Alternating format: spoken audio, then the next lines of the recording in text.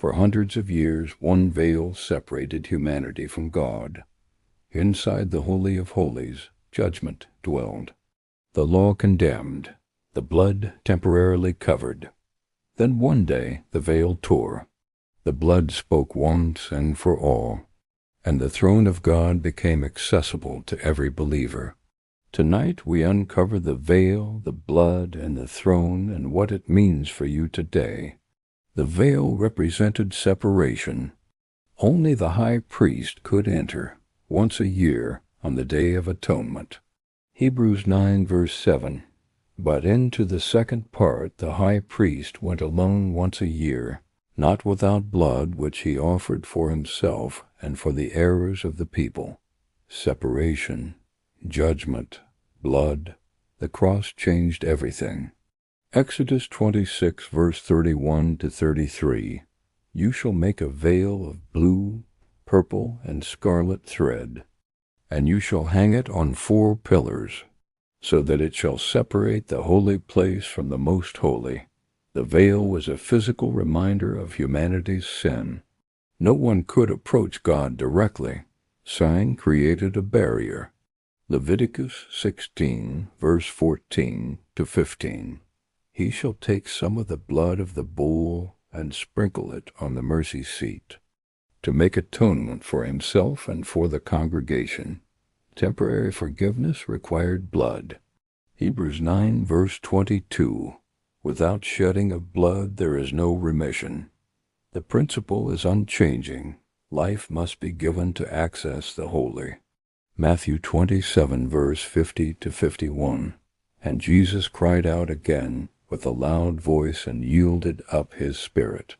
And behold, the veil of the temple was torn in two from top to bottom. The veil was no longer a barrier. The blood was once for all. Romans 5 verse 9.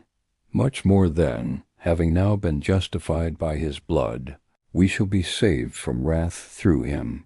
Access to the throne became available to all who believe. Hebrews 4 verse 16. Let us therefore come boldly to the throne of grace, that we may obtain mercy and find grace to help in time of need. The throne of God is now approachable, the veil torn. The blood speaks mercy. Hebrews 9 verse 12. He entered once for all into the holy place, not with the blood of goats and calves, but with his own blood, thus obtaining eternal redemption. Animal blood was temporary. Jesus' blood is eternal. Every sacrifice before pointed to this ultimate act. Revelation 4 verse 2 to 3. Immediately I was in the Spirit, and behold, a throne set in heaven, and one sat on the throne. Believers can now approach with confidence. No high priest needed, no annual restriction. Christ's sacrifice removed every obstacle. Hebrews 12 verse 24. To Jesus the mediator of the new covenant, and to the sprinkled blood that speaks better things than that of Abel. The blood of Christ does not cry for judgment. It cries for mercy. The veil is torn. The blood speaks. The throne is open. Hebrews 10 verse 19 to 20. Therefore, brethren, having boldness to enter the holiest by the blood of Jesus, by a new and living way, which he consecrated for us, through the veil, that is, his flesh, you can approach God today, boldly, freely, eternally. The cross tore the veil. The blood speaks mercy. The throne welcomes you. Subscribe.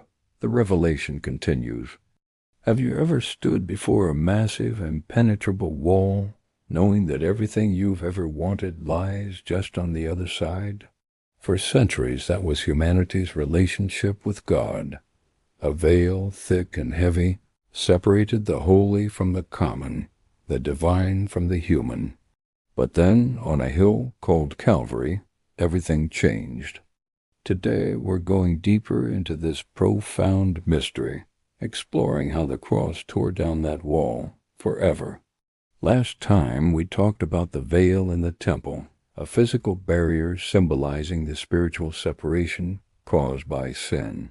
But let's look closer at the book of Hebrews, chapter 9. It details the Old Covenant, a system of sacrifices and rituals that were, in essence, a shadow of the things to come.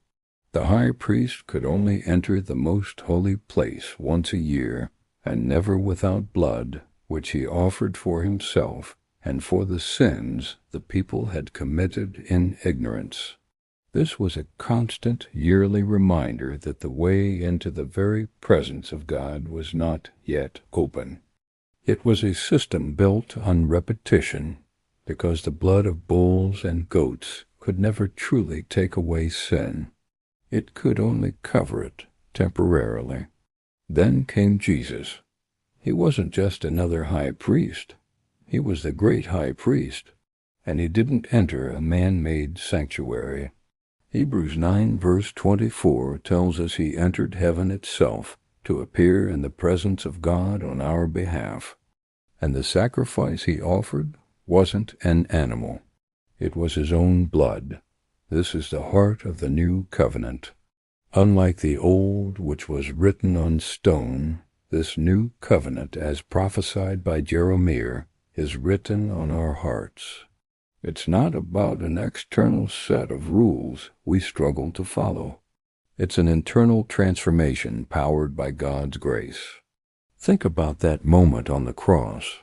Matthew 27 verse 51 says, "And behold, the curtain of the temple was torn in two, from top to bottom." This wasn't a human act. This was a divine declaration. God himself tore the veil, signifying that the separation was over. The blood of Jesus wasn't a temporary covering. It was a permanent cleansing. It didn't just deal with the symptoms of sin.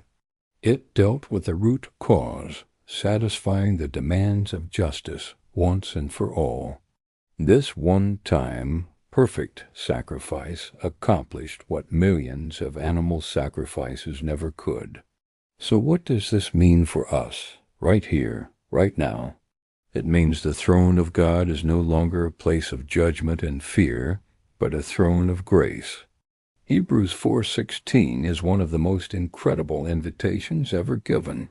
Let us then, with confidence, draw near to the throne of grace, that we may receive mercy and find grace to help in time of need. Confidence. We can approach the Creator of the universe with confidence, not because of our own goodness, but because we are covered by the righteousness of Christ. The veil is gone. The blood has been shed. The way is open. This access is not a VIP pass for a select few. It's an open invitation to everyone who believes. Through faith in Jesus, we are no longer distant observers, but welcomed children.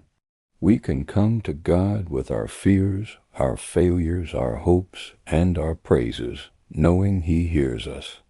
The cross wasn't just an event in history. It's an ever-present reality that defines our relationship with God. It's the bridge that spans the impossible chasm. The story of the veil, the blood, and the throne is the story of redemption. It's the story of how God made a way where there was no way, all because of His incredible love for us. Thank you for joining me on this journey today. If this message has touched your heart, please like and subscribe for more content that explores the depths of faith.